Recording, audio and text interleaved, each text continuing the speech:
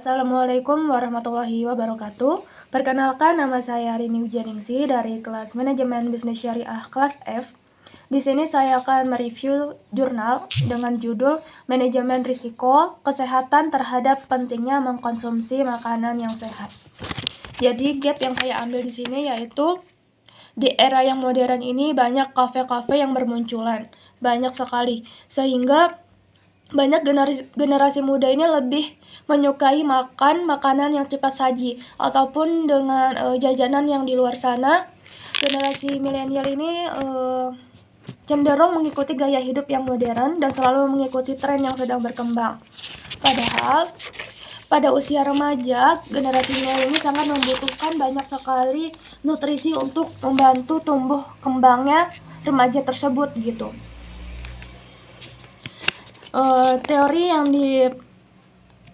yang digunakan dalam jurnal ini yaitu teori perilaku terencana atau theory of planned behavior, yang dimana sebelum seseorang melakukan perilaku tersebut, seseorang ini mempunyai niat yang disebabkan oleh tiga dari teori perilaku terencana ini. Yang pertama yaitu ada sikap. Jadi sikap orang tersebut dalam melakukan sesuatu. Yang kedua yaitu ada subjektif norm.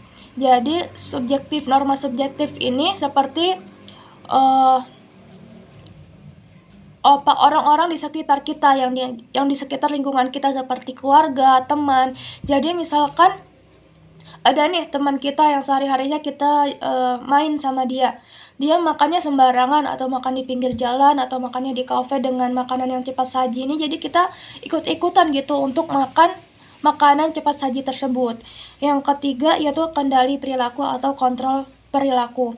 Jadi maksudnya itu bisakah kita mengontrol perilaku kita untuk tidak makan makanan yang tidak sehat atau tidak bergizi secara terus-menerus. Kemudian manajemen risiko kesehatan ini terbagi menjadi 4 sudut pandang. Yang pertama yaitu risiko dari sudut pandang penyebab. Terbagi 2 yaitu risiko finansial dan risiko operasional. Risiko finansial atau keuangan itu biasanya dari harga input maupun output. Kemudian risiko operasional itu disebabkan oleh faktor lingkungan, manusia, dan teknologi. Yang kedua yaitu risiko dari sudut pandang akibat. Jadi dari hal-hal yang kita lakukan nih, akibatnya itu apa? Contohnya misalkan kita makan makanan seblak yang pedasnya yang tinggi karena kita mengikuti teman kita, penasaran rasanya bagaimana gitu. Sedangkan kapasitas perut kita ini tidak lebih gitu, tidak bisa makan yang terlalu pedas. Jadi akibatnya apa? Seperti muntaber atau diare gitu. Kemudian risiko dari sudut pandang aktivitas. Jadi contohnya kita akibat dari kita mengkonsumsi makanan setiap harinya, misalkan di UIN kan banyak yang jualan nih di sekitaran pinggir jalannya itu. Jadi kita karena kita ngekos di situ, cenderung kita jajan terus nih di situ setiap harinya, sehingga dapat menumpuk banyak penyakit, sehingga dalam jangka waktu yang panjang ke depannya bakal timbul penyakit gitu dari aktivitas kita kesehariannya. Kemudian yang keempat yaitu sudut pandang kejadian. Nah, dari hal aktivitas tadi yang sering kita lakukan, kejadiannya apa? Kedepannya kita misalkan terjadinya diabetes dari hal aktivitas keseharian yang kita lakukan. Kemudian dari analisis data yang saya tulis di sini yaitu terdapat 5 responden yang dilakukan secara acak.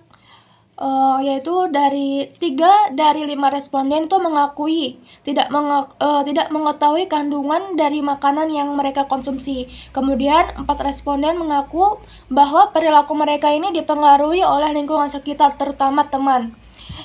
Kemudian mengatakan 3 dari 5 responden pernah mengalami risiko dari mengkonsumsi makanan yang tidak sehat, baik dikonsumsi terus-menerus maupun hanya sekali mengkonsumsi. Kemudian hasil penelitian, identifikasi pada literatur dan perilaku masyarakat di Bandar Lampung, yaitu hazard dan perilnya. Hazardnya itu pertama, kurangnya pengetahuan terhadap kandungan komposisi makanan yang dimakan. Jadi perilnya itu karena ketidaktahuan, karena keawaman orang tersebut, jadi tergiur untuk makan makanan tersebut gitu. Jadi akan karena makanan tersebut yang tidak baik dikonsumsi, karena misalkan makanan yang di pinggir jalan yang terkena angin dan debu, jadi itu mengakibatkan mengalami sakit perut akibat dari makanan yang kurang higienis tersebut. Yang kedua yaitu terpengaruh oleh lingkungan sekitar, seperti teman sekitar, keluarga, lingkungan, apapun itu seperti yang sudah saya jelaskan.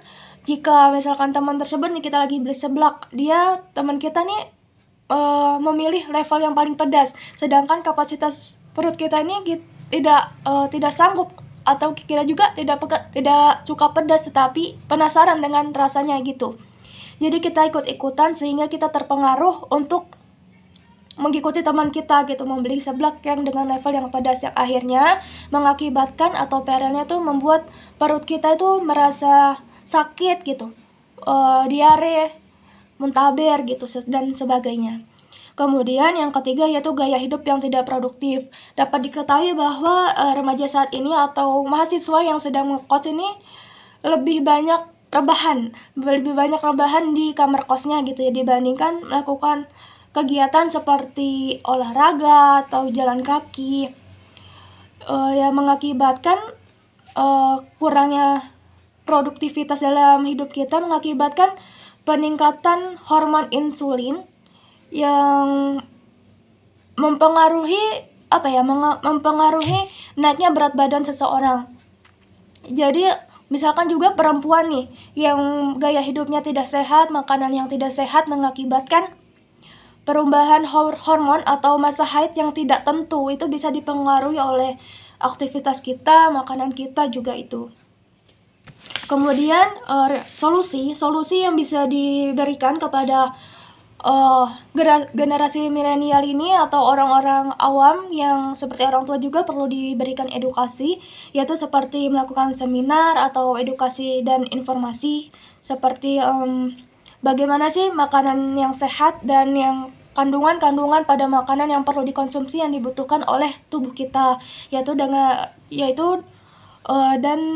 gaya hidup yang memberikan informasi gaya hidup yang sehat kepada masyarakat awam atau yang kepada mahasiswa yang kurang pengetahuan tentang gaya hidup yang sehat gitu. Kemudian yang kedua, penyediaan makanan yang sehat. Ketiga yaitu regulasi makanan, yaitu dengan mengatur dan mengawasi pangan yang beredar di pasaran, seperti pengawasan terhadap makanan-makanan yang kurang sehat nih yang terjual di pasar, atau makanan-makanan pinggir jalan yang tidak sesuai dengan yang membahayakan tubuh kita gitu. Yang keempat yaitu promosi gaya hidup sehat. Nah, promosi gaya hidup sehat ini di zaman yang sudah modern ini pasti sudah sangat mudah untuk melakukan promosi, seperti menggunakan Instagram dan TikTok. Itu bisa menjadi alat promosi, salah satunya promosi gaya hidup yang sehat bagi masyarakat awam yang seperti kita ini gitu. Kemudian kesimpulan dari jurnal ini yaitu manajemen risiko kesehatan ini sangat penting dalam memilih makanan yang sehat, gaya hidup yang sehat, dan menjaga keamanan dan kualitas makanan yang dikonsumsi oleh masyarakat. Nah, manajemen risiko ini dengan mengimplementasikan manajemen risiko kesehatan khususnya dalam kehidupan kita, yaitu dapat membantu mengurangi risiko dan menjaga kualitas makanan yang dihasilkan. Kemudian serta dapat mengambil tindakan yang tepat untuk mengurangi atau menghilangkan risiko terjadinya penyakit ke depannya gitu. Dari hasil makanan yang kita konsumsi sehari-hari ini, kita dapat meminimalisirkan penyakit yang mungkin terjadi dalam jangka waktu yang panjang gitu. Kemudian cukup sekian penjelasan atau mereview jurnal yang saya buat. Terima kasih. Wassalamualaikum warahmatullahi wabarakatuh.